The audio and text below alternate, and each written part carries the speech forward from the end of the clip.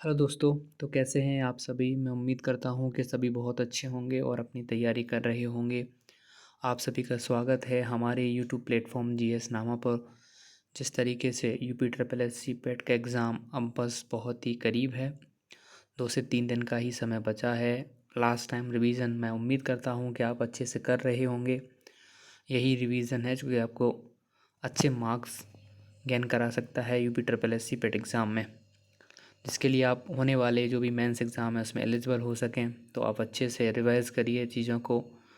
Already हम काफ़ी videos लेके आ चुके हैं, रिवीजन सीरीज़ हैं। एक और नेक्स्ट वीडियो है ज्योग्राफी बचा हुआ था टॉपिक, उसको भी मैं देख लेता हूँ। और जो भी इम्पोर्टेंट फैक्ट्स हैं मैं उसी को डिस्कस करूँगा। मैराथन रहेगा। जो चीज़ें ऐसी होंगी कि जो एग्ज़ाम में नहीं पूछी जा सकती वो उसको मैं आज डिस्कस नहीं करूँगा। तो स्टार्ट करते हैं दोस्तों। हम बात कर लेते हैं सामान्य परिचय के बारे में। तो जो भारत का विस्तार है, भारत कहाँ लाई करता है, जो हमारा होल जो मैप है उसमें भारत कहाँ लाई करता है, तो उत्तरी पूर्वी गोलार्ध है इस वाले रीजन में इंडिया लाई करता है। कहाँ लाई करता है इंडिया? इस वाले रीजन में इंडिया लाई करता है। ठीक है, तो यहाँ है इंडिया, ये है इंडिया। ठीक है भाई, ये इंडिया है हमारा। ठीक है, सॉरी यार यहाँ पे थोड़ा अच्छा मैपिंग नहीं है मेरी। ओके, तो मैंने बता दिया कि अब ये जो रीज़न है 8 degree 4 minute north, that is 8 degree 4 minute उत्तर से 37 डिग्री 6 मिनट उत्तरी अक्षांश पर है। और 68 डिग्री 7 मिनट से पूर्व से लेकर के 97 डिग्री 25 मिनट पूर्वी देशांतर के मध्य विस्तारित है। भारत विश्व का क्षेत्रफल की दृष्टि से तो वो 7वां राज्य है और देश है, और जनसंख्या की दृष्टि से दूसरा सबसे बड़ा देश है। बात करते हैं भारत का जो सुदूरस्थ दक्षिणी पिंड जो बिंदु है, पॉइंट है, वो है इंदिरा पॉइंट। और जो मुख्य भूमि पर अगर देखें कि जो भी दक्षिणम बिंदु होगा वो है कन्याकुमारी। भारत का जो सुदूरस्थ उत्तरी पॉइंट है वो है इंदिरा कोल, जो कि कहाँ है? सियाचिन ग्लेशियर लद्दाख के पास स्थित है। भारत का सुदूरस्थ जो पूर्वी बिंदु है वो केबुतु है, अरुणाचल प्रदेश में है। केबुतु अरुणाचल प्रदेश। और भारत का सुदूरस्थ पश्चिमी बिंदु है गुहार मोती, जो कि गुजरात में है। गुहार गुजरात, याद रखें दोस्तों, ये इंपॉर्टेंट फैक्ट्स हैं। भारतीय भूभाग की लंबाई पूर्व से पश्चिम 2933 किलोमीटर है तथा उत्तर से जो दक्षिण है वो है 3214 किलोमीटर। भारत का सर्वाधिक तटीय सीमा की लंबाई वाला जो राज्य है वो गुजरात है, जबकि सर्वाधिक तटीय सीमा की जो लंबाई वाला जो केंद्र शासित प्रदेश है, यूनियन टेरिटरी जो है, वो अंडमान निकोबार द्वीप है। गोवा की तट रेखा सबसे कम है 118 किलोमीटर। भारत के जो 9 राज्य हैं वो समुद्री तट से सीमा बनाते हैं, वो है Gujarat, Maharashtra, Goa, Karnataka, Kerala, Tamil Nadu, Andhra Pradesh, Orissa, Paschim Bangal. 82 degree 30 minute 82 degree 30 minute पूर्वी देशांतर जो रेखा है वो प्रयागराज, मिर्ज़ापुर आदि से होकर गुजरती है। यही हमारा स्टैंडर्ड टाइम है। इंडिया का जो स्टैंडर्ड टाइम है वो 82 डिग्री 30 मिनट। ये जो लॉन्गिट्यूडनल लाइन्स है इससे हमें पता चलता है। जो भारत का जो मानक समय है वो ग्रीनविच जो समय है उससे 5.5 घंटे आगे रहता है। अब बात कर लेते हैं भारत एवं पड़ोसी देश। भारत की स्थलीय सीमा से लगे पड़ोसी देशों की संख्या 7 है। भारत की सबसे लंबी अंतर्राष्ट्रीय स्थलीय जो सीमा है वो बांग्लादेश के साथ है। इसकी लंबाई 4096 किलोमीटर है, जबकि सबसे छोटी जो अंतर्राष्ट्रीय स्थलीय सीमा है वो अफगानिस्तान के साथ है, करीब 106 किलोमीटर की। ये आपको पता रहना चाहिए। अब भारत के पड़ोसी देशों में लगे भारतीय राज्य और केंद्र शासित प्रदेश की बात कर लेते हैं।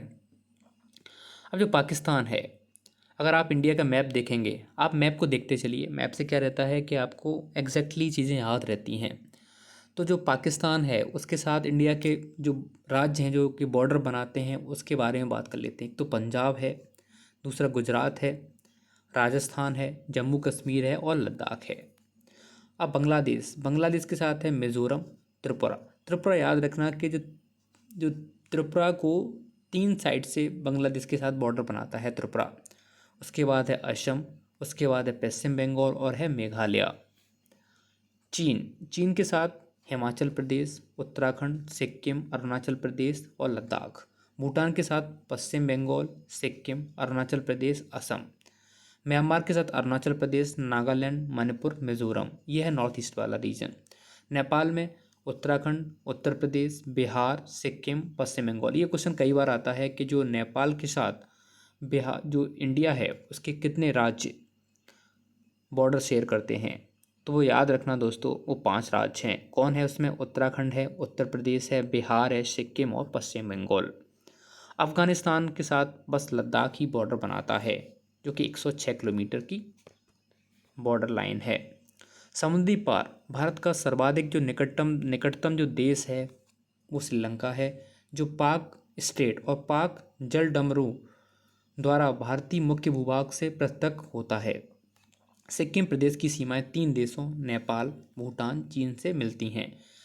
जो पाकिस्तान भारत से रेड क्लिफ रेखा द्वारा पृथक होता है। तो पाकिस्तान और भारत के बॉर्डर को क्या बोलते हैं? रेड क्लिफ लाइन, क्योंकि रेड क्लिफ कमीशन सेटअप हुआ था, उसने जो जो लाइन ड्रॉ करी थी उसके अकॉर्डिंग है, रेड क्लिफ लाइन है इंडिया और पाकिस्तान का बॉर्डर। क्वेश्चन सीधा सीधा आता है, रेड क्लिफ लाइन किसके बीच में है? इंडिया पाकिस्तान। भारत और चीन के बीच में मैकमोहन लाइन है। ये क्वेश्चन अभी रिसेंटली जो 67 बीपीएससी का एग्ज़ाम था उसमें आया हुआ था दोस्तों। अफगानिस्तान भारत से जो पृथक होता है वो है ड्रंड रेखा से और ड्रंड लाइन से। भारत का भौतिक स्वरूप देख लेते हैं दोस्तों। जो भौतिक रचना तथा धरातल के स्वरूप के अनुसार भारत को मुख्यतः 4 भागों में बांटा गया है। एक तो उत्तरी पर्वतीय प्रदेश हैं, प्रायद्वीपीय पठार हैं, पेनिनसुलर प्लेट्यू बोलते हैं जैसे, विशाल मैदान हैं, प्लेनी रीजन्स हैं, एंड द्वीपीय भाव और तटीय मैदान हैं, कोस्टल रीजन हैं। अब बात कर लेते हैं जो भारत की जो उत्तरी जो पर्वतीय भाग है उसको 4 भागों में बांटा गया है। एक तो है ट्रांस हिमालयन, इसके अंतर्गत जो काराकोरम की पहाड़ियाँ, लद्दाख, जास्कर आदि पर्वत श्रेणियाँ आती हैं। केटू या गॉडविन ऑस्टिन काराकोरम पर्वत श्रेणी की सर्वोच्च चोटी है, जो भारत की सर्वोच्च चोटी है। जो काराकोरम जो है और जो केटू जो है, जो काराकोरम रेंज है उसकी पर्वत श्रेणी की सर्वोच्च चोटी है, जो भारत की सर्वोच्च चोटी है। ट्रांस हिमालय तथा बृहद हिमालय को सिंधु सांगपो सिचर जोन अलग करता है। ठीक है, तो ये याद रखना। बृहद हिमालय, ठीक है, बृहद हिमालय को हम बोलते हैं ग्रेटर हिमालय। इसकी ऊंचाई, औसतन ऊंचाई जो है 6000 किलोमीटर है, जो कि 6000 मीटर है। विश्व की सर्वोच्च चोटी एवरेस्ट इसी पर्वत श्रेणी पर स्थित है। माउंट एवरेस्ट को नेपाल में सागर माता कहा जाता है। यही माउंट एवरेस्ट जो कि नेपाल में, इसको सागर माता कहते हैं। कंचनजंगा, नंगा पर्वत, नंदा देवी, कामेत, नामचा बर्मा आदि बृहद हिमालय की महत्वपूर्ण चोटियां हैं। अब बात कर लेते हैं लघु हिमालय। लघु हिमालय मीन्स लोअर हिमालयास और मिडिल हिमालयास। लघु हिमालय को हम मिडिल हिमालयास, मध्य हिमालय भी बोलते हैं। अर्थात हिमालय श्रेणी में पीर पंचाल, महाभारता, मसूरी, धौलाधार और नागर टिब्बा की श्रेणियाँ हैं। तो जो पीर पंचाल की रेंजेस हैं वो हमारे जम्मू कश्मीर में, महाभारत हिमाचल प्रदेश में पड़ती है, मसूरी और धौलाधार की जो रेंजेस हैं वो उत्तराखंड में पड़ती है, नागर टिब्बा हमारा नेपाल के अंदर एक्सटेंडेड है। पीर पंचाल लघु हिमालय की सबसे लंबी श्रृंखला है जो कि कश्मीर में है। अब बात कर लेते हैं शिवालिक और बाह्य हिमालयास को शिवालिक या निम्न हिमालय कहा जाता है, इसे लेसर हिमालयास भी बोलते हैं। अब हिमालय का प्रादेशिक विभाजन की बात कर लेते हैं। तो जो पंजाब हिमालय है उसको सिंध एवं सतलज नदियों के मध्य, सिंध और सतलज नदियों के मध्य जो रीजन पड़ता है उसको हम बोलते हैं, मतलब इंदस और सतलज रिवर के बीच वाला जो रीजन है वो है पंजाब हिमालय। सतलज और काली रिवर के बीच वाला जो रीजन है वो है कुमाऊं हिमालय। काली और तीस्ता रिवर के बीच वाला जो रीजन है वो नेपाल हिमालयास है। असम हिमालय तीस्ता और ब्रह्मपुत्र के बीच में क्या है? असम हिमालयास है। अब बात कर लेते हैं प्रायद्वीपीय पठार और पेनिनसुलर प्लेट्यू। प्रायद्वीपीय पठार पुराने क्रिस्टलीय आग्नेय तथा रूपांतरित शैलों से बना है, जो इग्नियस रॉक से उससे ही बना हुआ है। याद रखना दोस्तों, क्वेश्चन यही आ सकता है। अरावली की पहाड़ी गुजरात, राजस्थान, हरियाणा, दिल्ली तक फैली हुई है। इसका निर्माण प्री कैम्ब्रियन काल में हुआ है। भारत का रुर छोटा नागपुर पठार को कहा जाता है। अजंता की जो पहाड़ी महाराष्ट्र राज्य में औरंगाबाद जिले के अंदर स्थित हैं। दक्षिण भारत की सबसे ऊंची चोटी अनाईमुड़ी अन्नामलाई की पहाड़ी पर स्थित है। उत्तर भारत का विशाल मैदान की बात कर लेते हैं। उत्तर भारत के विशाल मैदान को सिंधु, गंगा और का मैदान भी कहा जाता है, क्योंकि इन्हीं रिवर्स के एल्यूवियल जो ड्रेन्स लेकर के आए गए हैं उसकी वजह से ये प्लेन्स की फॉर्मेशन हुई है। उत्तर भारत के विशाल मैदान को विशिष्ट धरातलीय स्वरूप के आधार पर 4 भागों में बांटा जाता है: भाबर प्रदेश, बांगर प्रदेश, खादर प्रदेश और तराई प्रदेश। तो भाबर और तराई ये उसके बाद है भांगर और खादर। खादर मतलब न्यू एल्यूवियम और भांगर जो है वो ओल्ड एल्यूवियम होता है।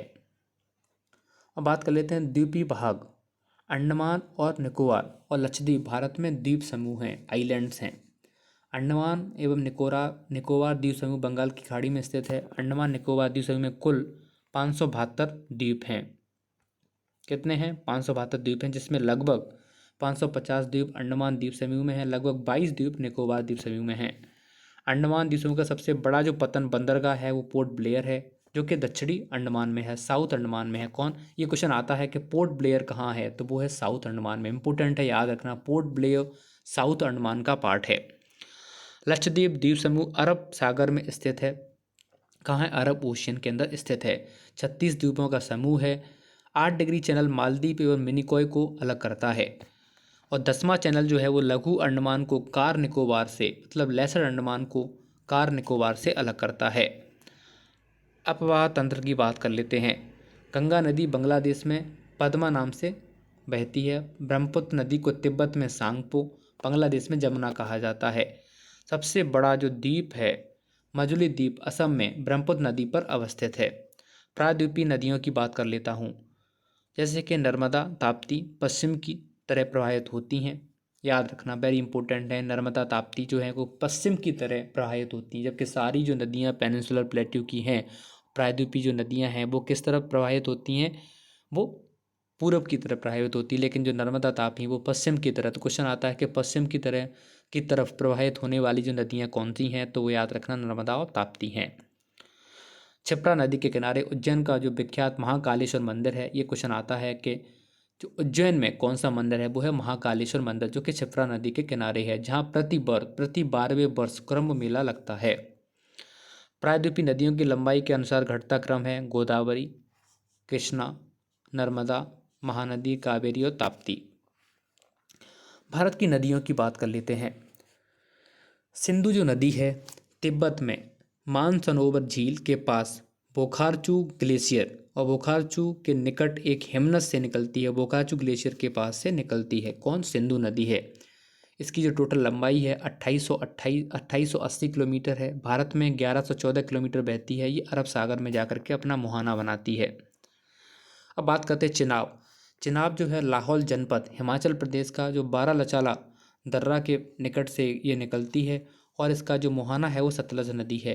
रावी कांगड़ा जिले में रोहतांग दर्रे के समीप से निकलती है, और चिनाब नदी में जाकर के ये अपना मुहाना बनाती है। झेलम पीरपंचाल पर्वत पर स्थित बैरीनाग झरने से निकलती है और चिनाब नदी में जाके मिल जाती है। ब्यास जो रिवर है रोहतांग दर्रे के समीप ब्यास कुंड से 4000 मीटर की ऊंचाई पर यह जो नदी है इसका उद्गम होता है। उसके बाद हरके के समीप सतलज में जाकर के ये मिल जाती है। सतलज जो रिवर है वो मानसरोवर झील के समीप स्थित राक्षस ताल से ऊंचाई कितनी है समुद्र से 4555 मीटर से निकलती सिंधु नदी में जाके ये मिल जाती है। अब बात कर लेते हैं गंगोत्री और गंगा रिवर। गंगोत्री ग्लेशियर के पास गौमुख हिमानी से निकलती है और बंगाल की खाड़ी में गिर जाती है। 2525 किलोमीटर इसकी लंबाई है, लंबाई पूछ लेता है। रामगंगा नैनीताल के समीप गढ़वाल की पहाड़ी में स्थित दूधा टोली श्रेणी से निकलती है और गंगा नदी में जाके कन्नौज के निकट रामगंगा मिल जाती है। शारदा जिसको सरयू भी बोलते हैं, काली भी बोलते हैं, कुमायूं हिमालय का मिलान हिमनद से और मिलान ग्लेशियर से निकलती है शारदा, जो कि बहराम घाट के समीप घाघरा नदी में मिल जाती है। गंडक इसको सदा नीरा भी कहते हैं, इसे ये नेपाल से निकलती है और गंगा नदी पटना के निकट सोनपुर में मिल जाती है। गंगा नदी में कोसी जो रिवर है वो गोसाईथन चोटी के उत्तर से निकलती है और गंगा नदी में जाके प्रवाहित हो जाती है। यमुना बंदरपुंछ रेंज से निकलती है और कहाँ गंगा नदी में मिल जाती है। चंबल मध्य प्रदेश के मालवा पठार के महू के निकट से निकलती है और यमुना नदी में इटावा में मिल जाती है चंबल। बेतवा मध्य प्रदेश के रायसेन जिले से विंध्याचल पर्वत में यमुना नदी में जाके मिल जाती है।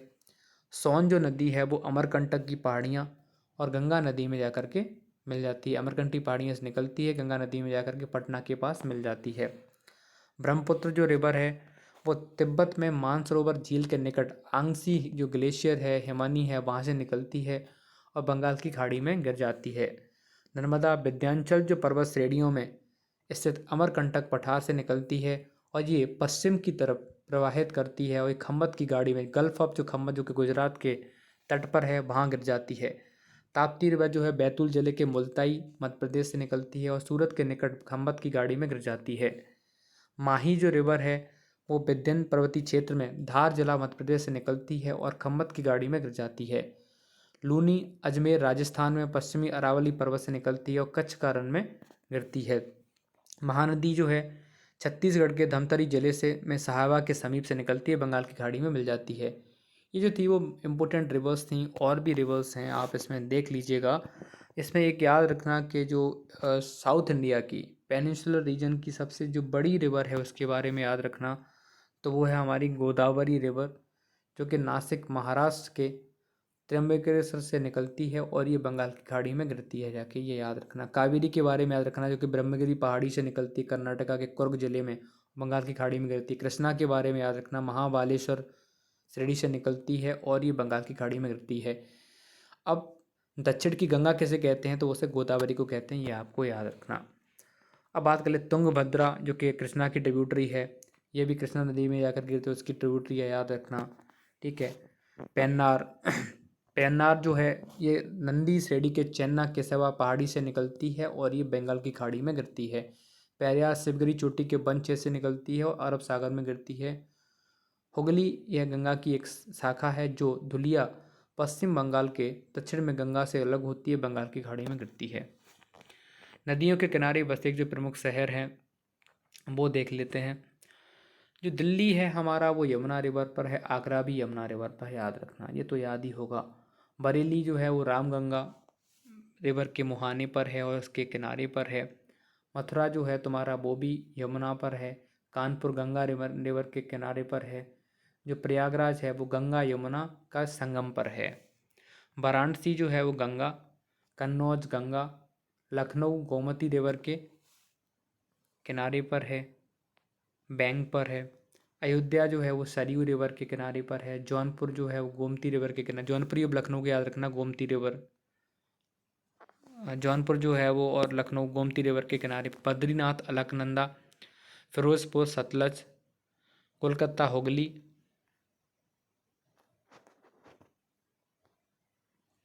डिब्रूगढ़ ब्रह्मपुत्र, कोटा चंबल, उज्जैन क्षिप्रा और जबलपुर जो है वो नर्मदा रिवर के किनारे पर है। गुवाहाटी ब्रह्मपुत्र और पंढरपुर भीम, अहमदाबाद साबरमती। तो ये है, देख लेना जो भी इम्पोर्टेंट्स हैं इसमें। इसमें कुछ समझ नहीं लगता, क्वेश्चन आएगा। भारत के प्रमुख नगरों के उपनाम, तो ये देख लेते हैं। ईश्वर का जो निवास स्थान किसे कहा जाता है, ये कहा जाता है प्रयागराज को। स्वर्ण मंदिर का शहर अमृतसर, मंदिरों एवं घाटों का नगर वाराणसी, अरब सागर की रानी कोच्चि, पूर्व की वेनिस वो है कोच्चि, त्योहारों का नगर को है मदुरई, मदुरई जो है उसको त्योहारों का नगर कहते हैं। कर्नाटक का रत्न वो है मैसूर को। गुलाबी शहर जयपुर को कहा जाता है, पिंक सिटी। पूर्व का पेरिस इसे जयपुर को बोलते हैं। भारत का पेरिस जयपुर को बोलते हैं। भारत का स्विट्जरलैंड किसको बोलते हैं, वो है हमारा कश्मीर, कश्मीर है कश्मीर। मिनी स्विट्जरलैंड जो है वो खजियार है, खजियार है। पूर्व का स्कॉटलैंड किसे बोलते हैं, वो है मेघालय, मेघालय। दक्षिण का जो कश्मीर है वो है केरल, केरल। राजस्थान का गौरव जो है चित्तौड़गढ़, चित्तौड़गढ़। राजस्थान का प्रवेश द्वार किसे बोलते हैं, भरतपुर को बोलते हैं। राजस्थान का थर्मोपल्ली हल्दी घाटी है। भारत का हॉलीवुड मुंबई है। भारत का प्रवेश द्वार मुंबई है। 7 टापुओं का जो शहर है वो भी तुम्हारा क्या है, मुंबई है। इस्पात नगरी स्टील सिटी किसे बोलते हैं, वो है जमशेदपुर। भारत का पिट्सबर्ग भी जमशेदपुर को कहा जाता है। भारत का दिल दिल्ली है, भारत का दिल दिल्ली में। दक्षिण की गंगा ये कावेरी रिवर है, तो सॉरी वो मैंने वहाँ गलत बोल दिया था गोदावरी को, तो दक्षिण की गंगा बोलते हैं कावेरी रिवर को, याद रखना दोस्तों। फलों की डलिया हिमाचल प्रदेश है। भारत का मैनचेस्टर अहमदाबाद है। भारत का जो बगीचा है वो बेंगलुरु है। महिलाओं का शहर जो है वो कोलकाता है। भारत का मसालों का बगीचा केरल है। छोटा नागपुर की जो रानी है नेत्राहाट है। पर्वतों की रानी मसूरी है। 5 नदियों की भूमि पंजाब है। और भी देख लेना इसमें इम्पोर्टेंट जो भी लगे हैं आपको। बिहार का शोक किसे कहा जाता है, वो कोसी नदी को है। उत्तर भारत का जो अर्थव्यवस्था का मेरुदंड है वो गंगा नदी है। नवाबों का नगर लखनऊ को कहते हैं। झीलों का नगर श्रीनगर है। यही इम्पोर्टेंट थे। भारत की प्रमुख झीलें देख लेते हैं, इससे क्वेश्चन आ सकता है। जो बैरीनाग जो झील है, बैरीनाग जो लेक है वो जम्मू कश्मीर में है। दल लेक जम्मू कश्मीर में है। बूलर लेक जम्मू कश्मीर, जो कि ये फ्रेश वाटर लेक है। ये क्या है? फ्रेश वाटर लेक है बूलर लेक। राजसमंद जो झील है वो है राजस्थान। सावर झील ये राजस्थान में है। सात ताल जो उत्तराखंड में है। नैनीताल जो झील है वो उत्तराखंड में है। हुसैन सागर झील कहाँ है? तेलंगाना। हुसैन सागर तेलंगाना, याद रखना। पुलिकट इम्पोर्टेंट है। पुलिकट आंध्र प्रदेश और तमिलनाडु के बॉर्डर पे है। लोकटक झील बहुत इंपॉर्टेंट है, मणिपुर में लोकटक लेक। अनंतनाग जो झील है वो है तुम्हारा जम्मू और कश्मीर। जयसमंद झील राजस्थान। डिडवाना झील राजस्थान। देवताल झील उत्तराखंड। कोलारू झील आंध्र प्रदेश इम्पोर्टेंट। चिल्का झील उड़ीसा वेरी इंपॉर्टेंट। लोनार जो लेक है वो महाराष्ट्र में है। बेम्बानद जो है वो केरल के अंदर है। अष्टामुड़ी केरल के अंदर है। पेरियार केरल के अंदर। इनसे नाम से याद रखा करो, बेम्बानद, अष्टामुड़ी, पेरियार। कहाँ? केरल में ही तो मिलेगा ये सब। समुद्र से पृथक होकर तटीय क्षेत्रों में निर्मित छिछले खारे पानी की झीलें लैगून झीलें कहलाती हैं। भारत की सबसे बड़ी तटीय जो झील है वो चिल्का झील है, जो खारे पानी की एक लगून झील है। अष्टामुड़ी केरल की पसजल लैगून झील है जो समुद्र की ओर खुलती है। मणिपुर में स्थित लोकटक झील पूर्वोत्तर भारत की मीठे पानी की सबसे बड़ी झील है। लोकटक झील में केवल लमजाओ नेशनल पार्क है, जो कि तैरता हुआ राष्ट्रीय पार्क है। जो फूलर झील है पीलीभीत के उत्तर प्रदेश के माधो टांडा के पास स्थित है। फूलर झील से गोमती नदी निकलती है। भारत में सबसे बड़े खारे पानी की झील सांभर झील राजस्थान में स्थित है। भारत में सबसे बड़ी मीठे पानी की झील जो बूलर झील है, जो कि जम्मू कश्मीर में, जिसने बोला वो ये फ्रेश वाटर लेक है, जम्मू कश्मीर में है। लोनार झील महाराष्ट्र के बुल्ढाना जिले में है। लोनार जो है वो उल्कापिंड गिरने से बनी है, ये याद रखना। तुंगभद्र झील तुंगभद्र नदी पर स्थित मानव निर्मित झील है। हुसैन सागर जो है वो तुम्हारा हैदराबाद सिकंदराबाद में है। ठीक है। पश्चिमी तट पर स्थित बेम्बेनाथ झील केरल में स्थित है। भारत की दूसरी सबसे बड़ी जो लगून झील है, लगून झील, वो है पूर्वी तट पर पुलिकट झील। तो पहली लगून झील कौन सी है? चिल्का है। दूसरी कौन सी है? दूसरी है पुलिकट, जो कि कहाँ है? आंध्र प्रदेश और तमिलनाडु के बॉर्डर पर है। बैरियार टापू, जिसका नाम श्रीहरिकोटा है, पुलिकट झील से बंगाल की खाड़ी से अलग करता है। श्रीहरिकोटा पर क्या है? सतीश धवन अंतरिक्ष केंद्र है। स्पेस सेंटर भी हमारा कहाँ पर है? श्रीहरिकोटा पर है। अब भारत के कुछ प्रमुख जलप्रपात देख लेते हैं जो कि इम्पोर्टेंट हैं। क्वेश्चन आ सकता है यहाँ से, और आता है, आ नहीं सकता है, आएगा आई थिंक। जोग जो वाटरफॉल है, जोग जलप्रपात, गरसोप्पा भी बोलते हैं इसे, महात्मा गांधी जलप्रपात, ये कहाँ है? सारावती नदी पर है। जोग जोग सारावती नदी पर है। कहाँ है? कर्नाटका के अंदर है। कर्नाटका स्टेट के अंदर है। अब चित्रकूट जो वाटरफॉल है और जलप्रपात है, ये है इंद्रावती रिवर के ऊपर है। इंद्रावती नदी पर है। ये छत्तीसगढ़ में है। छत्तीसगढ़ में। तो जोग कहाँ है? जोग कर्नाटका में है, सारावती रिवर के ऊपर है। चित्रकूट कहाँ है? इंद्रावती रिवर के ऊपर है, इंद्रावती नदी पर है। कहाँ है? छत्तीसगढ़ में है। छत्तीसगढ़ में। कौन? चित्रकूट छत्तीसगढ़। जोग वाटरफॉल सारावती कर्नाटक। शिव समुद्रम, ये कहाँ है? कावेरी रिवर पर है, कर्नाटक के अंदर ही है। शिव समुद्रम कावेरी रिवर कर्नाटक के अंदर है। गौतम धारा जौना, ये राडू रिवर के ऊपर है, झारखंड में। इम्पोर्टेंट नहीं है। होंडरू जो है, होंडरू, यह स्वर्ण रेखा रिवर के ऊपर है, ये झारखंड में है। लोध बूढ़ा घाघ बूढ़ा रिवर के ऊपर है, झारखंड में। ये इम्पोर्टेंट नहीं है इतने। मैंने ऊपर जो बताया, शिव समुद्रम कर्नाटक में कावेरी रिवर पर, चित्रकूट इंद्रावती छत्तीसगढ़, जोग सारावती कर्नाटक, वेरी इंपॉर्टेंट। दसम जो है वो कांची रिवर पर है, झारखंड में है। पायकारा पायकारा रिवर पे है, तमिलनाडु में है। ये सारे इतने इंपॉर्टेंट नहीं है, मैं इंपॉर्टेंट बता दूंगा आपके। जैसे कि कपिल धारा जो वाटरफॉल है नर्मदा रिवर पर है, वो मध्य प्रदेश में है। वेरी इंपॉर्टेंट लगा दो, कपिल धारा नर्मदा रिवर मध्य प्रदेश। चुलिया वाटरफॉल चंबल रिवर, चुलिया चंबल से याद रखना, ये राजस्थान में है। धुआंधार वाटरफॉल वेरी इंपॉर्टेंट, धुआंधार नर्मदा रिवर पर है मध्य प्रदेश में। तो नर्मदा पर दो हैं, कपिल धारा धुआंधार, कपिल धारा धुआंधार। भारत की जलवायु, भारत की जो जलवायु है वो उष्णकटिबंधीय मानसूनी जलवायु है। कौन सी है? कौन सी है? उष्णकटिबंधीय मानसूनी जलवायु है। ग्रीष्म काल में मानसूनी पवनों का रुख दक्षिण पश्चिम से उत्तर पूर्व तथा शीतकाल में उत्तर पूर्व से दक्षिण पश्चिम रहता है। इसी वजह से इंडिया के जो मानसून है क्या कहते हैं? South west monsoon. क्या है? दक्षिण पश्चिम मानसून कहा जाता है। मानसूनी पवनों द्वारा समय समय पर अपनी दिशा पूर्णतः बदल देने के कारण भारत में निम्न 4 ऋतु चक्रवत पाई जाती हैं। कौन कौन सी हैं? शीत ऋतु है, इसका टाइमलाइन याद रखना, दिसंबर से 15 मार्च तक। ग्रीष्म ऋतु 16 मार्च से 15 जून तक। वर्षा ऋतु 16 जून से 15 सितंबर तक। शरद ऋतु 16 सितंबर से 15 दिसंबर तक होता है। तो अभी जो चल रहा है वो क्या है? शरद ऋतु चल रही है, और कहूँ तो मैं वो चल ही रही है ऑब्वियसली। तमिलनाडु के तटों पर जाड़े के दिनों में जो वर्षा लौटती है वह मानसून कारण होती है। वो है ये जो मानसून आते हैं वो क्या है? वो नॉर्थ ईस्ट मानसून होते हैं। मतलब जब मानसूनी पवनें वापस जा रही होती हैं तो वो तमिलनाडु के तट पर वापस जो वर्षा करती हैं, ये इसे उत्तरी पूर्वी मानसून के नाम से भी जाना जाता है। तीव्र आर्द्र हवाओं को बंगाल में से काल बैसाखी बोलते हैं, और पूर्वी भारत में नॉर्वेस्टर कहा जाता है। कर्नाटक और दक्षिण भारत में इसे क्या बोलते हैं? चेरी ब्लॉसम वर्षा कहा जाता है। केरल में आम की फसलों के लिए लाभदायक होने के कारण तीव्र आर्द्र हवाओं को दक्षिण भारत में मैंगो सावर भी कहते हैं। कर्नाटक में क्या बोलते हैं? चेरी ब्लॉसम, इसमें चेरी ब्लॉसम होती है, ये मैंगो सावर में हेल्प करता है, तो उसे मैंगो सावर बोलते हैं। कहाँ? केरल के अंदर। ग्रीष्म ऋतु में उत्तरी पश्चिमी भारत के शुष्क भागों में चलने वाली गर्म एवं शुष्क हवाओं को लू कहा जाता है। अरब सागर शाखा का मानसून सबसे पहले जून के प्रथम सप्ताह में भारत के केरल राज्य में आता है।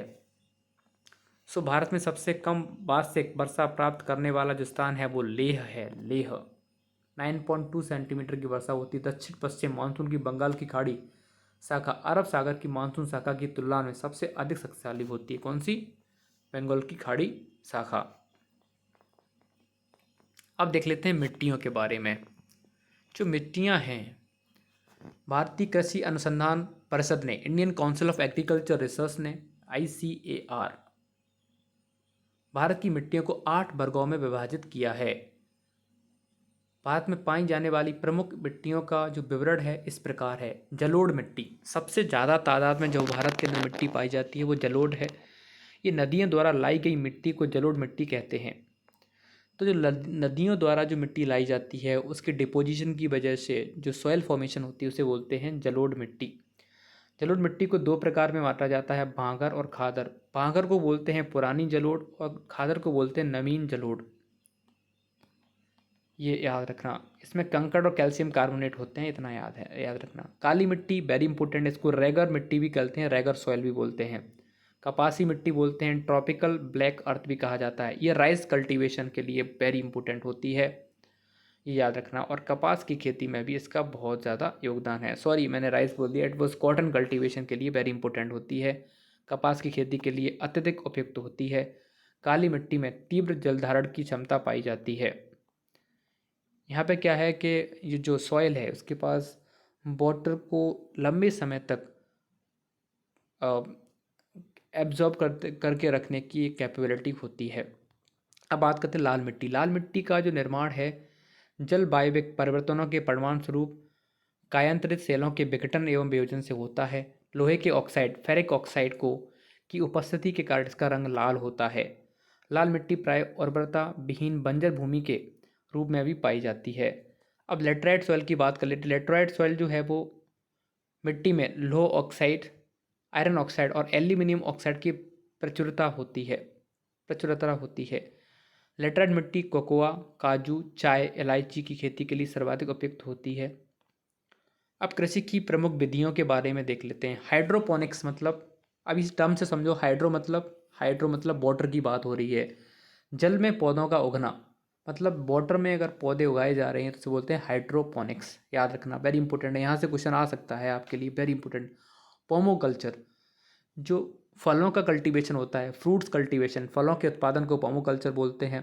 पोमोकल्चर यही याद रखना, ये है पोमोकल्चर है। ओलरीकल्चर क्या होता है? वो होता है सब्जियों का उत्पादन, सब्जियों का उत्पादन। हॉर्टिकल्चर बागवानी फसलें हो गई। विटीकल्चर जो भी खट्टे जो जो भी पदार्थ होते हैं उनका कल्टीवेशन, जैसे अंगूर की खेती को विटीकल्चर बोलते हैं। विशिकल्चर, विशिकल्चर मतलब मत्स्य पालन को बोलते हैं, मछली उत्पादन को बोलते हैं। सेरिकल्चर ये होता है रेशम कीट पालन को। एपीकल्चर मधुमक्खी पालन होता है। फ्लोरिकल्चर फूलों का उत्पादन होता है। बर्मीकल्चर है केंचुआ उत्पादन। ये याद रखना, इससे एक क्वेश्चन मिलने वाला है दोस्तों। भारत की प्रमुख बहुउद्देशीय परियोजना एवं उनसे संबंधित राज्य और संघ क्षेत्र, वेरी इंपॉर्टेंट, वेरी इंपॉर्टेंट है, इंपॉर्टेंट लगा लो, मैंने बोल दिया। क्यों? क्योंकि यहाँ से क्वेश्चन आते रहे हैं तो डेफिनेटली यहाँ से पूछेगा वो। जो भाखड़ा नंगल परियोजना है वो सतलज रिवर पर है, और ये किन राज्यों से संबंधित है? वो है पंजाब, हरियाणा, राजस्थान, हिमाचल प्रदेश। ब्यास और पोंग डैम, इस ये कहाँ है? ब्यास रिवर पर है, राजस्थान। तो पूछेगा पोंग करके, ब्यास नहीं पूछेगा तो बता ही लोगे आप। पोंग डैम पूछेगा तो वो कहाँ है? वो ब्यास रिवर पर है। राजस्थान, पंजाब, हरियाणा, हिमाचल प्रदेश बेनिफिशियरी स्टेट हैं इसके। अब बात करते हैं इंदिरा गांधी नहर, इंदिरा गांधी कैनल, यहाँ ये कहाँ है? ब्यास एवं सतलज का संगम पर है। राजस्थान, हरियाणा, पंजाब इससे बेनिफिटेड होंगे। चंबल, चंबल कौन किससे बेनिफिट होगा? इससे मध्य प्रदेश और राजस्थान इसके संबंधित क्षेत्र हैं, संबंधित राज्य हैं। दामोदर घाटी है, दामोदर रिवर, पश्चिम बंगाल व झारखंड। हीराकुंड जो डैम है वो महानदी रिवर पर है, उड़ीसा के अंदर। मयूराक्षी, वो कहाँ है? मयूराक्षी रिवर पर है, Paschim Bangal Jharkhand, not that very important. Kosi, Kosi river पर है, बिहार नेपाल इसका संबंधित क्षेत्र है। तुंगभद्र, तुंगभद्रा रिवर जो कि कृष्णा की ट्रिब्यूटरी है, कर्नाटक एवं तेलंगाना। नागार्जुन सागर, कृष्णा रिवर पर, very important, very important, Telangana एवं आंध्र प्रदेश। नागार्जुन सागर। गंडक नदी पर गंडक परियोजना है, बिहार और नेपाल को बेनिफिट करता है। फरक्का, यह है गंगा और भागीरथी रिवर पर, पश्चिम बंगाल में। काकरापार तापी रिवर पर है, गुजरात। तवा, तवा मध्य प्रदेश के अंदर है।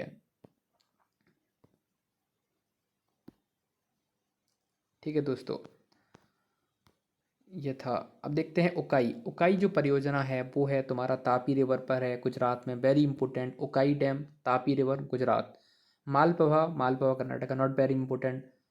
Possum Pandu, Shri Ram Sagar, Godavari, Telangana, important. Baglihar, Baglihar important है, ये चिनाब नदी पर है, जम्मू कश्मीर इसका संबंधित क्षेत्र है। सरदार सरोवर डैम, ये कहाँ है? नर्मदा रिवर पर है। कौन कौन बेनिफिशियरी स्टेट हैं? गुजरात, मध्य प्रदेश, राजस्थान, महाराष्ट्र। तिलैया डैम, ये वेरी इंपॉर्टेंट है, बराकार रिवर, झारखंड। दलहस्ती और वो है चेनाब रिवर पर, जम्मू कश्मीर में। तुलबुल झेलम पर है, जम्मू कश्मीर में, इस पे ही पाकिस्तान प्रोटेस्ट करता है तुलबुल डैम के लिए। सरहिंद नहर जो है वो सतलज के ऊपर है, Punjab. Jawahar Sagar, very important, Chambal river पर, राजस्थान में। Rana Pratap Sagar, Chambal river, Rajasthan, important. गांधी सागर, चंबल, मध्य प्रदेश। ये याद रखना, गांधी सागर जो है वो भी चंबल पर है, राणा प्रताप सागर भी चंबल पर है, नेहरू सागर भी और जवाहर सागर भी चंबल रिवर पर है। लेकिन जवाहर और राणा प्रताप ये कहाँ है? राजस्थान में। गांधी सागर कहाँ है? मध्य प्रदेश में है। शिव समुद्रम मैंने बोला था कहाँ है? कर्नाटक, कावेरी। बाण सागर सोन रिवर पर है, बिहार, उत्तर प्रदेश, मध्य प्रदेश। पंचेत बांध, दामोदर, झारखंड, पश्चिम बंगाल। सारावती, सारावती रिवर पर है, कर्नाटक के अंदर। हसदेव बंगो, हसदेव रिवर पर, छत्तीसगढ़। तो ये सारे जो थे इम्पोर्टेंट देख लिए। इसमें एक और इम्पोर्टेंट, जैसे कि घाट प्रवाह है, वो घाट प्रवाह रिवर पर है, कर्नाटक के अंदर। रेहंड, रेहंड डैम उत्तर प्रदेश में। माटा टीला इंपॉर्टेंट है, वेरी इंपॉर्टेंट। माटा टीला बेतवा रिवर पर है, उत्तर प्रदेश और मध्य प्रदेश को बेनिफिशियरी स्टेट के तौर पे इसमें इसमें बेनिफिट मिलेगा। Ramganga river not important. Tehri बांध इम्पोर्टेंट है, भागीरथी रिवर पर उत्तराखंड के अंदर है, यही इम्पोर्टेंट से। अब प्रमुख जो खनिज भंडार शीर्ष राज्य एवं केंद्र शासित प्रदेश की बात कर लेते हैं। बॉक्साइट हमें सबसे ज़्यादा कहाँ मिलता है? उड़ीसा के अंदर है। कहाँ है बॉक्साइट? ये 2019 का डेटा है उसके अकॉर्डिंग, ठीक है, India mineral year book report के अकॉर्डिंग, ठीक है। बॉक्साइट उड़ीसा सबसे ज़्यादा भंडार हैं। कोयला झारखंड के अंदर है। ग्रेफाइट अरुणाचल प्रदेश है। लोह अयस्क हेमेटाइट उड़ीसा के अंदर। मैग्नीज अयस्क उड़ीसा। कच्चा तेल असम। प्राकृतिक गैस असम। ताम्र अयस्क राजस्थान, ठीक है। स्वर्ण धातु कर्नाटक के अंदर KFG के नाम सुना होगा, कोलर फील्ड जो माइंस है उसके बारे में मूवी देखी होगी, कोलर फील्ड KGF। तो उसके बाद अब है चांदी, राजस्थान में सबसे ज़्यादा इसके अयस्क हैं। लोह अयस्क मैग्नेटाइट कहाँ? कर्नाटका में। हीरा मध्य प्रदेश। तो हेमेटाइट कहाँ था आपका? वो था आपका, हेमेटाइट था आपका असम में। नहीं नहीं, हेमेटाइट था I think it was in Orissa, but magnetite is in Karnataka, ठीक है।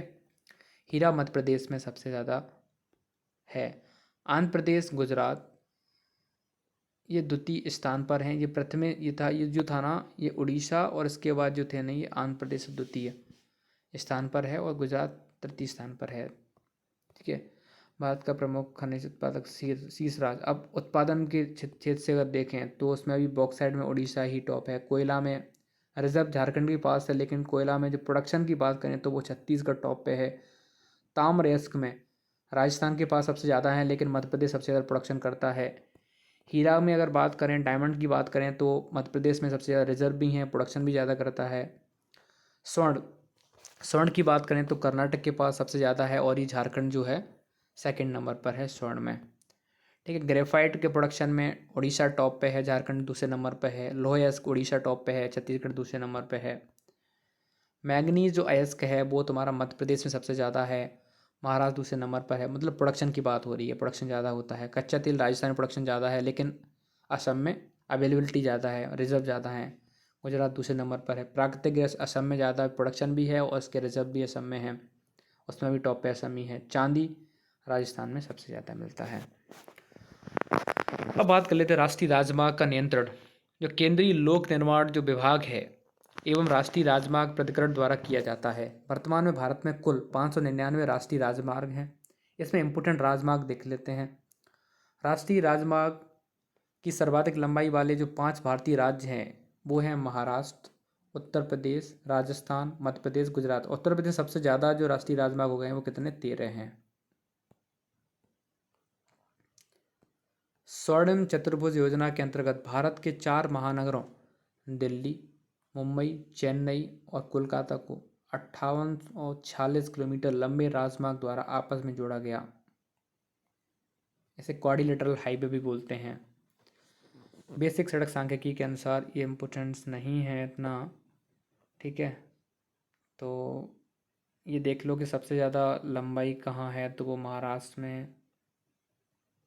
सबसे अधिक प्रांतीय राजमार्ग वाले राज्य, प्रांतीय वालों की बात करें तो उसमें महाराष्ट्र सबसे ज़्यादा है, गुजरात दूसरे नंबर, कर्नाटक तीसरे नंबर पर है। और रेल परिवहन के बारे में तो भारत में पहली रेलगाड़ी जो है गवर्नर जनरल लॉर्ड डलहौजी से कार्यकाल में 16 अप्रैल 1853 को मुंबई से थाने के मध्य चली थी, ये याद रखना। और जो भारतीय रेलवे बोर्ड है उसकी स्थापना मार्च 1905 में की गई है। 1944 में भारतीय रेल का राष्ट्रीयकरण किया गया था। भारत में 3 प्रकार की रेलवे लाइन है, broad, metre, narrow. Not very important, ठीक है, इंपॉर्टेंट नहीं है। भारतीय जो रेल और उसके मुख्यालय, वेरी इंपॉर्टेंट, यहाँ से क्वेश्चन आ सकता है। मध्य जो रेलवे है, सेंट्रल रेलवे का जो हेडक्वार्टर है वो है मुंबई। क्या है? मुंबई है। सेंट्रल रेलवे मुंबई है, इसका हेडक्वार्टर है। ईस्टर्न रेलवे का जो हेडक्वार्टर है वो तुम्हारा कोलकाता है, याद रखना कोलकाता। वो कसम करे, वो कंफ्यूज करेगा, वो आंसर वहाँ पे ऑप्शन देगा गुवाहाटी, आप गुवाहाटी लगा सकते हो। ईस्टर्न रेलवे का जो हेडक्वार्टर है वो कोलकाता है। सेंट्रल रेलवे का जो हेडक्वार्टर है वो तुम्हारा मुंबई है। जो नॉर्दर्न रेलवे उसका न्यू दिल्ली है। नॉर्थ ईस्टर्न रेलवे का कहाँ है? तो वो गोरखपुर है। कहाँ है? गोरखपुर है। नॉर्थ ईस्टर्न जो फ्रंटियर रेलवे है उसका कहाँ है? पूर्वोत्तर सीमांत रेलवे उसका गुवाहाटी में, ये याद रखना। गुवाहाटी में इसका है, न कि ईस्टर्न रेलवे का है। दक्षिणी रेलवे का चेन्नई में है। अब जो साउथ सेंट्रल रेलवे है उसका कहाँ है? सिकंदराबाद है। साउथ ईस्टर्न रेलवे कहाँ है? कोलकाता है। वेस्टर्न रेलवे का मुंबई चर्चगेट है। ईस्टर्न सेंट्रल रेलवे का हाजीपुर है, इम्पोर्टेंट हाजीपुर। ये बिहार पीसीएस के लिए इम्पोर्टेंट होता है, यहाँ इतना इम्पोर्टेंट नहीं रहेगा। नॉर्थ वेस्टर्न रेलवे का जो है वो जयपुर में है। ईस्टर्न सेंट्रल रेलवे का भुवनेश्वर में है। नॉर्थ सेंट्रल रेलवे है इसका प्रयागराज में है। और साउथ वेस्टर्न जो रेलवे है इसका हुबली में है, कर्नाटक। और इसमें अब ज़्यादा इंपॉर्टेंट नहीं है, they will confuse you. Important याद रखना यही है, central railway, eastern railway, north eastern railway Gorakhpur, northern railway Nai Delhi, eastern railway Kolkata, central railway Mumbai, ये याद रखना। South southern railway Chennai. Gorakhpur जो रेलवे प्लेटफॉर्म है इसका सबसे लंबा प्लेटफॉर्म है, ये याद रखना, ठीक है। अब इसमें कुछ मैं नहीं समझता कि इम्पोर्टेंट है। हाँ, ये देख लो, देश के प्रमुख अंतर्राष्ट्रीय हवाई अड्डे। ये जो है ना, उसमें इंदिरा गांधी अंतर्राष्ट्रीय हवाई अड्डा नई दिल्ली, छत्रपति शिवाजी अंतर्राष्ट्रीय हवाई अड्डा मुंबई में है, नेताजी सुभाष चंद्र बोस अंतर्राष्ट्रीय हवाई अड्डा कोलकाता, बाबा साहेब अम्बेडकर अंतर्राष्ट्रीय हवाई अड्डा नागपुर, सरदार वल्लभ भाई पटेल अंतर्राष्ट्रीय हवाई अड्डा अहमदाबाद, लाल बहादुर शास्त्री अंतर्राष्ट्रीय हवाई अड्डा वाराणसी। तिरुचिरापल्ली कहाँ है? तिरुचिरापल्ली में है। कोयम्बटूर हवाई अड्डा कोयम्बटूर में। जयपुर, जयपुर में है। मंगलुरु, मंगलुरु। केम्पेगौड़ा, इम्पोर्टेंट, केम्पेगौड़ा बेंगलुरु के अंदर है। बेंगलुरु के अंदर क्या है? केम्पेगौड़ा अंतर्राष्ट्रीय हवाई अड्डा। वीर सावरकर पोर्ट ब्लेयर के अंदर है, पोर्ट ब्लेयर, जो कि सदर्न अंडमान का पार्ट है। कोचीन अंतर्राष्ट्रीय हवाई अड्डा कोची में है। राजीव गांधी अंतर्राष्ट्रीय हवाई अड्डा हैदराबाद। अब जो कालीकट है वो कहाँ है? वो तुम्हारा है कोचिकोडे केरल। लोकप्रिय गोपीनाथ बरदोलाई अंतर्राष्ट्रीय हवाई अड्डा, इसका नाम बदला गया है, इंपॉर्टेंट है, याद रखना। ये कहाँ है? गुवाहाटी, गुवाहाटी असम। अन्ना अंतर्राष्ट्रीय हवाई अड्डा चेन्नई में है। देवी अहिल्याबाई होलकर अंतर्राष्ट्रीय हवाई अड्डा इंदौर। चौधरी चरण सिंह अंतर्राष्ट्रीय हवाई अड्डा लखनऊ। शेख उल आलम अंतर्राष्ट्रीय हवाई अड्डा वो है श्रीनगर। भारत के प्रमुख राष्ट्रीय राजमार्ग देख लो, इंपॉर्टेंट इसमें कुछ नहीं, एक ही है, प्रयागराज से Haldia national waterway first 1620 kilometre. दूसरा है सदिया धुबरी ब्रह्मपुत्र नदी। तीसरा है कोलम से कोट्टापरम। पहला याद रखना और दूसरा बस। भारत के प्रमुख बंदरगाह, ये इंपॉर्टेंट है, कोलकाता और हल्दिया जो बंदरगाह है वो है कहाँ? हुगली रिवर के ऊपर है, ये पश्चिम बंगाल का पार्ट है। चेन्नई जो है तुम्हारा बंदरगाह वो है बंगाल की खाड़ी में, तमिलनाडु। मुंबई अरब सागर, महाराष्ट्र। विशाखापट्टनम ये कहाँ है? आंध्र प्रदेश, बंगाल की खाड़ी। कोचिन केरल के अंदर है। पारादीप उड़ीसा। तूतीकोरिन तमिलनाडु। मुर्मुगांव गोवा, इंपोर्टेंट, मुर्मुगांव कंफ्यूज हो जाओगे, गोवा है। कांडला, कांडला कहाँ है? गुजरात के अंदर है, ठीक है। नावाशोवा कहाँ है? ये कहाँ है? ये महाराष्ट्र में है। न्यू मैंगलोर कहाँ है? वो कर्नाटक के अंदर है। एन्नोर कहाँ है? तमिलनाडु में है।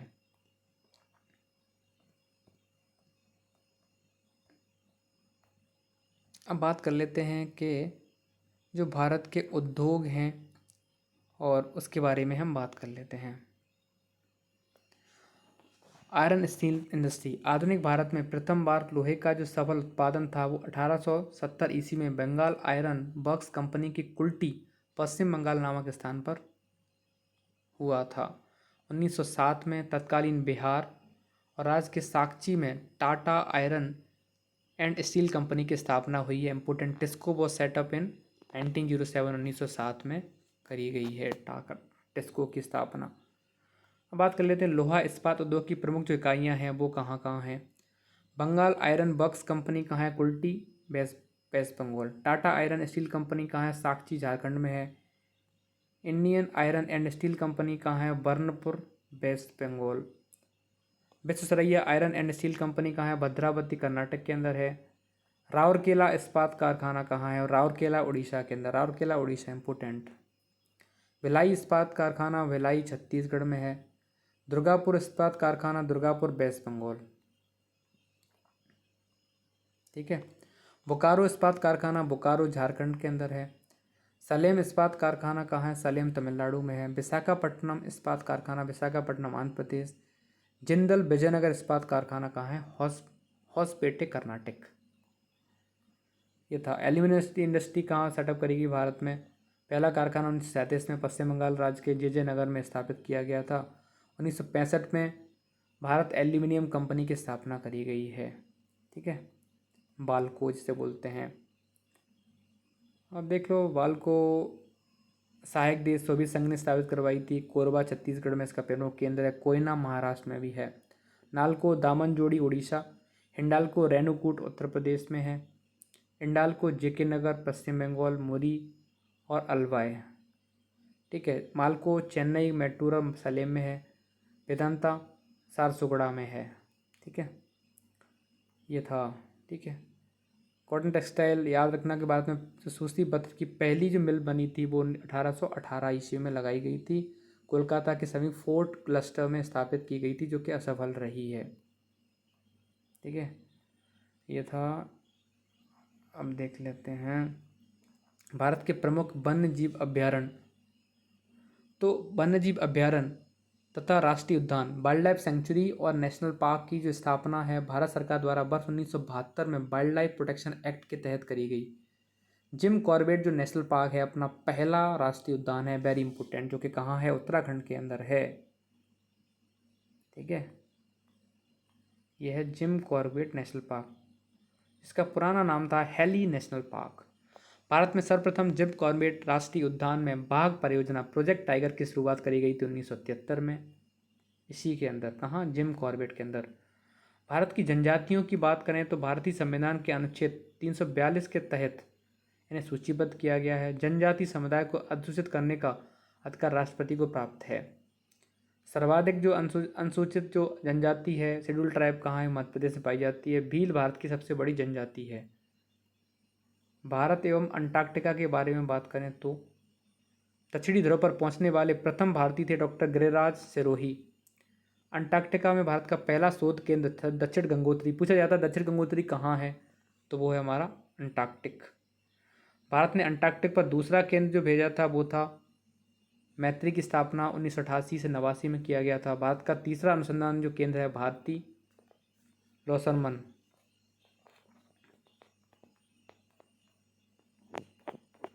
अब बात कर लेते हैं भारत में जो प्रमुख राष्ट्रीय उद्यान हैं उनके बारे में। जो दुधवा है, दुधवा राष्ट्रीय उद्यान और दुधवा नेशनल पार्क है वो अपना उत्तर प्रदेश में है। चंद्रप्रभा जो है वो भी उत्तर प्रदेश में है। गिर जो नेशनल पार्क है वो अपना गुजरात, गिर गुजरात। नल सरोवर वाइल्ड लाइफ सेंचुरी अभ्यारण्य जो है वो अपना गुजरात के अंदर है। अब बात करते हैं जिम कॉर्बेट, जो कि पहला नेशनल पार्क है जिसे कि हैली नेशनल पार्क के नाम से जाना जाता था। यहीं पर जिम कॉर्बेट में 1973 में प्रोजेक्ट टाइगर की शुरुआत करी गई थी। ठीक है, ये कहाँ है? कर्नाटक के अंदर है। भद्रा कहाँ है? कर्नाटक में है। इंपोर्टेंट होते हैं कर्नाटक के। बांदीपुर राष्ट्रीय उद्यान Karnataka. Someshwar wild life sanctuary Karnataka. Palamu जो अभ्यारण्य है वाइल्ड लाइफ सेंचुरी है वो अपना झारखंड में है। दलमा कहाँ है? वो भी झारखंड में है। हजारीबाग झारखंड में है। वैसे तो एक नेशनल पार्क की ऑलरेडी वीडियो डली हुई है, आप उसे देख लीजिए जिससे कि आपको और क्लैरिटी होगी। बात कर लेते हैं मानस और जो काजीरंगा है नेशनल पार्क, वो कहाँ है? दोनों असम में है। मानस काजीरंगा। केवलादेव के बारे में पता होना चाहिए, कहाँ है? राजस्थान में है। रणथंभौर राजस्थान। कुंभलगढ़ राजस्थान। सरिस्का राजस्थान। पेंच जो राष्ट्रीय उद्यान है वो कहाँ है? महाराष्ट्र और मध्य प्रदेश के मतलब टेरिटरी बॉर्डर पे है। बोरीवली जिसे संजय गांधी राष्ट्रीय उद्यान कहते हैं ये महाराष्ट्र में है। भीतरकनिका राष्ट्रीय उद्यान उड़ीसा के अंदर है। Similipal Orissa. Nandankanan wildlife sanctuary कहाँ है? उड़ीसा। मधुमलई कहाँ है? तमिलनाडु में है। पेरियार कहाँ है? केरला। पारम्बिकुलम केरला। धम्फा मिजोरम। कान्हा मध्य प्रदेश। पंचमढ़ी मध्य प्रदेश। दच्चिगम कहाँ है? तो वो अपना जम्मू कश्मीर है। किश्तवाड़ भी जम्मू कश्मीर में पड़ता है नेशनल पार्क। बांधवगढ़ कहाँ है? मध्य प्रदेश में है। नगरहोल राष्ट्रीय उद्यान है वो कर्नाटक के अंदर है। केवल लामजाओ मणिपुर के अंदर है। ग्रेट हिमालयन राष्ट्रीय उद्यान कहाँ है? हिमाचल प्रदेश में है। सुल्तानपुर हरियाणा, इम्पोर्टेंट। सुंदरबन राष्ट्रीय उद्यान पश्चिम बंगाल, इम्पोर्टेंट। अभोहरण वन्यजीव अभ्यारण्य, नॉट इम्पोर्टेंट। नामदफा अरुणाचल प्रदेश में। अरुणाचल प्रदेश में एक और है मौलिंग। मौलिंग और नामदफा। भारत की प्रमुख जनजातियां देख लीजिए, उसके बाद almost video it is at the end. Andaman Nicobar द्वीप समूह में जो जनजातियां पाई जाती हैं वो सेंटलीज, ओंगे, जरवास, सोमपेन, निकोबारी। तमिलनाडु में कोरम्बा, कनिकरन, टोडा, कोटा। टोडा वेरी इंपॉर्टेंट है, तमिलनाडु की याद रखना। आंध्र प्रदेश में चेंचू, कोया, गडावा, लमड़ा, सवारा, येनडी। तेलंगाना में कोया, कोंद, चेंचू, कुलिया, गडावा। पंजाब में सांसी। केरल में है मलयन, पुलिया, कुरुमन, उराली, कादर। कर्नाटक पारहित, यरावा, नेकदा। गुजरात में भील, चारण, कोली हैं। महाराष्ट्र में भील, धनवार, कोली, बरली, गौंड हैं। राजस्थान, भील जो है ना लार्जेस्ट ट्राइब है 2011 सेंसस के अकॉर्डिंग। राजस्थान में मीणा, भील, गरसिया, सहरिया, गोल, कोली, डमोर। हिमाचल प्रदेश में गद्दी, किन्नौर, जद, भोट, गुज्जर। उसके बाद है जम्मू कश्मीर में बकलवार, गुज्जर हैं, गद्दी हैं, चागम्पा हैं। लद्दाख में बाल्टी, बेडा, बोट, बोल्टो ये सब हैं। चंगपा भी हैं, चंगपा इंपोर्टेंट है लद्दाख का, ठीक है। उत्तराखंड की जो ट्राइब है वो थारू है, भोटिया है, बक्सा है, जौनसारी है, राजी है, ठीक है। उड़ीसा में मुंडा हैं, खरिया हैं, मुंडा ट्राइब्स हैं, मुंडा जनजाति है, भूमिज है, संथाल हैं। संथाल अपनी जो प्रेसिडेंट रिसेंटली जो राष्ट्रपति चुनी गई हैं, ठीक है, वो भी कौन कौन सी संथाल जनजाति के ही से ही आती हैं। हो हैं, कोल हैं, ओरांव हैं, शवर हैं। झारखंड में संथाल, मुंडा, हो, बिरहेर। मध्य प्रदेश में भील, गौंड, पहाड़ी मारिया। छत्तीसगढ़ में मुरिया, कवर, सहरिया। मेघालय में गारो, खासी, जयंतिया इंपोर्टेंट, गारो, खासी, जयंतिया। इन्हीं के नाम पर वहाँ पे पहाड़ियाँ भी मिलती हैं, गारो, खासी, जयंतिया। मणिपुर में कुकी, मेडी। नागालैंड नागा, कछारी। मिजोरम में हाजोंग, पाबी, मिजो। त्रिपुरा में हलाम, रियांग, त्रिपुरी। अरुणाचल प्रदेश में मोमा, खामा, अपातानी अरुणाचल प्रदेश की इंपोर्टेंट है। अपातानी, मिसमी ट्राइब, सिंगपो ट्राइब, अबो ट्राइब। असम गारो, खासी, जयंतिया, कार्बी, कुकी, बोडो। पश्चिम बंगाल लोधा, भूमिज, संथाल और लेप्चा। सिक्किम में लेप्चा भूटी ट्राइब, ये इंपॉर्टेंट है। सिक्किम में कौन सी मिलती है, लेप्चा भूटिया। तो ये था हमारा ज्योग्राफी का मैराथन सेशन, जिसमें मैंने इंडियन ज्योग्राफी कवर करी है फास्टली मैराथन सेशन के तहत। इसमें मैंने वही टॉपिक्स को उठाया है जो कि इम्पोर्टेंट हैं, जहाँ से क्वेश्चन आ सकता है। आप इस वीडियो को एक बार फिर से देख सकते हैं, ठीक है, फास्टली स्पीड के साथ, जिससे कि आपका ज्योग्राफी रिवाइज हो जाएगा, स्पेशली इंडियन ज्योग्राफी। तो धन्यवाद दोस्तों, और अगर वीडियो आपको पसंद आई है तो डेफिनेटली वीडियो को लाइक करें और इस वीडियो को शेयर करें, चैनल को सब्सक्राइब करें। थैंक यू दोस्तों।